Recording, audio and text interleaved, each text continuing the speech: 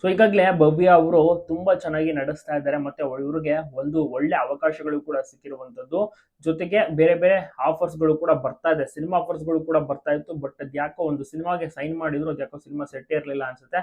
ಕಿರುತೆರೆಯಲ್ಲೇ ಮುಂದುವರಿತಾ ಇದ್ದಾರೆ, ಬೇರೆ ಬೇರೆ ಜಾಹೀರಾತಿನವರು ಸಹ ಕಾಣಿಸ್ಕೋತಾರೆ. ಮತ್ತೆ ತುಂಬಾ ಜನ ಹೇಳ್ತಿರುವಂತದ್ದು ಭವ್ಯ ಅವರು ಒಬ್ಬರನ್ನ ಲವ್ ಮಾಡ್ತಾ ಇದ್ದಾರೆ, ಅವರನ್ನೇ ಮದುವೆ ಆಗೋದು ಅತಿ ಶೀಘ್ರದಲ್ಲಿ ದಾಂಪತ್ಯ ಜೀವನಕ್ಕೆ ಕಾಲಿಡ್ತಾ ಇದ್ದಾರೆ ಅಂತ. ಬಟ್ ಎಲ್ಲೂ ಕೂಡ ಭವ್ಯ ಅವರು ಇದ್ರ ಬಗ್ಗೆ ರಿವೀಲ್ ಸಹ ಮಾಡಿಲ್ಲ, ಎಲ್ಲೂ ಕೂಡ ತಿಳಿಸಿಯೂ ಸಹ ಇಲ್ಲ, ಯಾರು ಬಾಯ್ ಫ್ರೆಂಡ್ ಎಂಬುದು ಕೂಡ ಗೊತ್ತಿಲ್ಲ. ಬಟ್ ಜನರು ಕೂಡ ಆ ರೀತಿ ಕಮೆಂಟ್ಸ್ ಗಳಲ್ಲಾಗಿರ್ಬೋದು ಎಲ್ಲವನ್ನೂ ಕೂಡ ಮಾಡ್ತಾ ಇರ್ತಾರೆ. ಈಗ ಸದ್ಯಕ್ಕೆ ಕರ್ಣ ಧಾರಾವಾಹಿಯಲ್ಲಿ ಅಭಿನಯ ಮಾಡ್ತಾ ಇದ್ದಾರೆ, ಮಿಂಚ್ತಾ ಇದ್ದಾರೆ. ತುಂಬಾ ಚೆನ್ನಾಗಿರುವಂತಹ ಒಂದು ಧಾರಾವಾಹಿ ಅಂತ ಹೇಳ್ಬೋದು. ಒಳ್ಳೆ TRP ಸಹ ಪಡೆದುಕೊಂಡಿದೆ. ಈ ಮೂಲಕ ಜನರ ಪ್ರೀತಿ ವಿಶ್ವಾಸ ಗಳಿಸ್ಕೊಂಡಿದ್ದಾರೆ. ಎಲ್ಲೇ ಹೋದ್ರು ಕೂಡ ಇವರನ್ನ ನಿಧಿ ಅಂತಾನೆ ಜನರು ಗುರುತು ಹಿಡಿಯುತ್ತಾರೆ, ಸೆಲ್ಫಿ ಫೋಟೋವನ್ನ ಕ್ಲಿಕ್ಕಿಸ್ಕೊಳ್ತಾರೆ. ಮತ್ತೆ ಇವರ ಅಕ್ಕ ಸಹ ಇರುವಂತದ್ದು, ಅಕ್ಕನ ಒಂದು ದಾಂಪತ್ಯ ಜೀವನ ಅದು ಶೀಘ್ರದಲ್ಲಿಯೂ ಸಹ ನೆರವೇರುತ್ತೆ.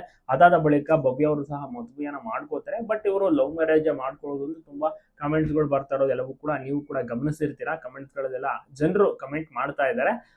ಯಾರು ಬಾಯ್ ಫ್ರೆಂಡ್ ಅಂತ ಇನ್ನು ರಿವೀಲ್ ಆಗಿದೆ. ನೋಡೋಣ ಮುಂಬರುವಂತ ದಿವಸಗಳೇನಾದ್ರೂ ಅತಿ ಶೀಘ್ರದಲ್ಲಿ ರಿವೀಲ್ ಸಹ ಮಾಡ್ತಾರಾ ಅಂತ.